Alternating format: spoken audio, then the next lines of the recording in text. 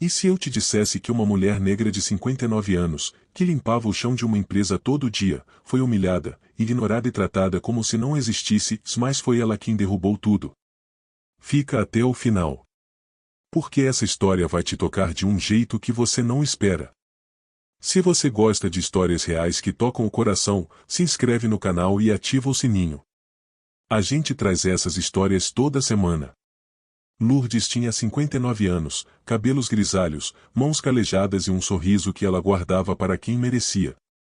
Mulher negra, filha de trabalhadores rurais do interior da Bahia, ela tinha se mudado para São Paulo ainda jovem em busca de uma vida melhor. E foi no trabalho que ela encontrou o seu lugar, por mais de 20 anos limpando o mesmo escritório no centro da cidade. Chegava às 6 da manhã, antes de todo mundo. Saía depois das 6 da tarde, quando as luzes já estavam apagadas. Não reclamava. Não pedia reconhecimento. Só fazia o seu trabalho com a dignidade que poucos souberam respeitar. O dono da empresa era Gustavo, um homem de 40 e poucos anos, bem vestido, bem falante, o tipo que sorria para clientes e ignorava quem ele considerava inferior. Para ele, Lourdes simplesmente não existia. Nunca cumprimentou. Nunca agradeceu. Mas o pior foi um dia específico. Havia uma reunião importante na sala de conferências.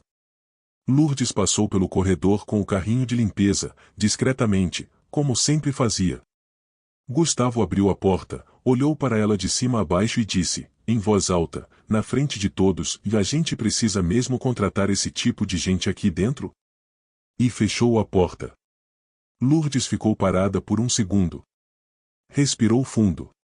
E continuou empurrando o carrinho. Mas aquelas palavras ficaram. Fernanda era supervisora e tinha aprendido bem com o chefe. Certa manhã, um grupo de clientes importantes visitava o escritório. Lourdes estava passando o pano no corredor quando Fernanda apareceu com o grupo e, sem nem olhar para ela, disse em voz alta, cuidado, gente, não tropeça. Como se Lourdes fosse um objeto no caminho. Depois, já de costas, Fernanda cochichou para uma colega, mais alto o suficiente para Lourdes ouvir, e não sei por que ainda contratam essa gente. Dá uma imagem péssima pro escritório. Lourdes abaixou a cabeça. O pano continuou se movendo.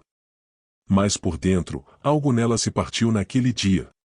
Você já viu alguém ser tratado assim por causa da cor da pele? Ou talvez você mesmo já passou por isso? Deixa nos comentários, porque no Brasil, essa realidade ainda é mais comum do que deveria ser. O que Gustavo e Fernanda não sabiam é que Lourdes não era apenas uma mulher que limpava o chão. Ela tinha olhos atentos e ouvidos treinados por décadas de vida difícil. E ao longo dos meses, ela foi percebendo coisas que ninguém imaginava que ela notaria. Documentos jogados fora inteiros, sem picotar. Conversas em voz alta sobre valores que não fechavam.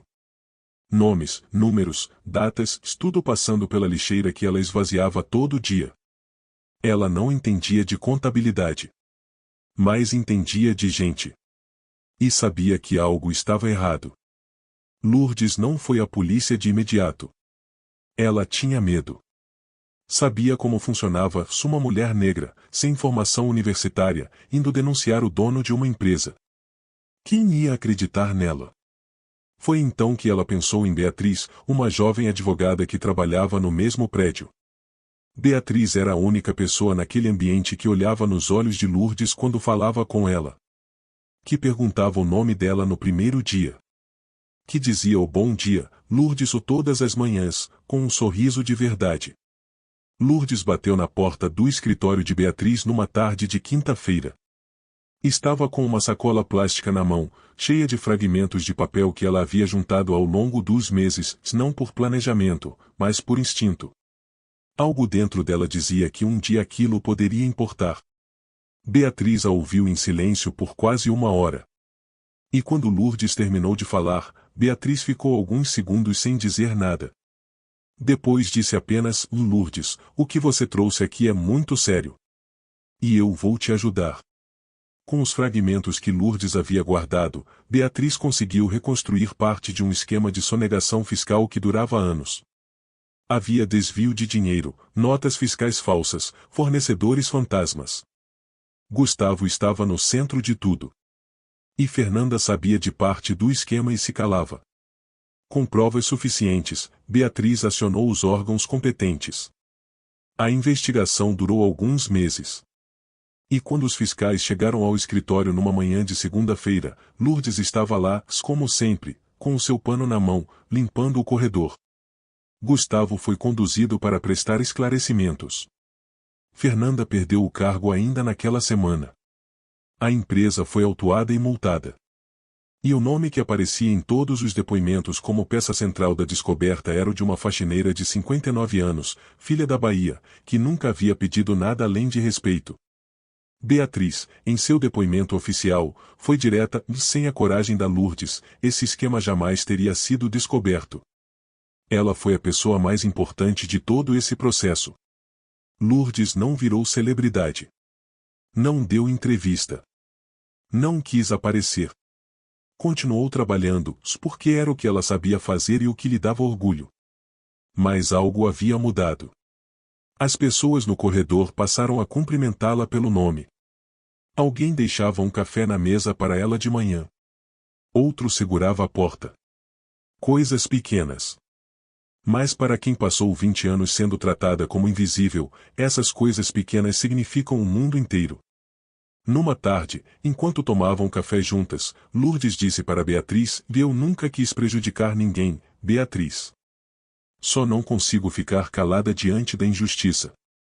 Minha mãe me ensinou assim." E é exatamente isso. Uma mulher negra de 59 anos, que foi humilhada, ignorada e diminuída por anos, foi ela quem teve a coragem que ninguém mais teve. Não porque era especial, mas porque tinha caráter. E caráter não tem cor, não tem cargo, não tem diploma. Lourdes provou que respeito não se compra com dinheiro e não se herda com sobrenome. Ele se conquista com trabalho, com dignidade e com a coragem de fazer o que é certo, mesmo quando ninguém está olhando. Se essa história te tocou, compartilha com alguém que precisa ouvir isso hoje. Se inscreve no canal, deixa o seu like e conta nos comentários o que você achou dessa história.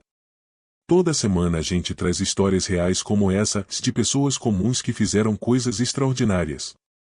Muito obrigado por ficar até o final. Isso significa muito pra gente. Até a próxima.